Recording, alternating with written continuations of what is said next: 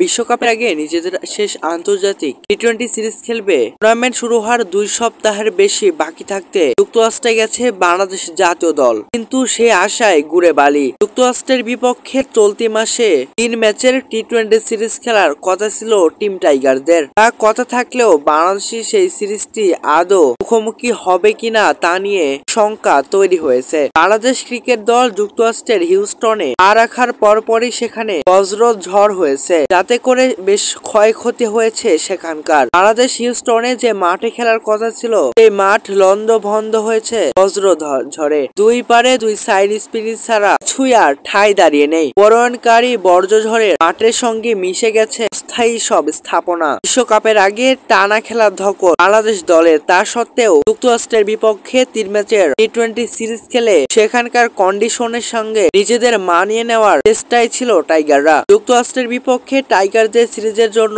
যে ভেন্যু নির্ধারণ করা হয়েছে সেখানটায় এবার ঝড়ের হানায় এই সিরিজ আদৌ মাঠে গড়াবে কিনা তা নিয়ে শঙ্কা তৈরি হয়েছে। উল্লেখ্য, বাংলাদেশের সিরিজটি শুরু হওয়ার কথা ছিল 21 মে।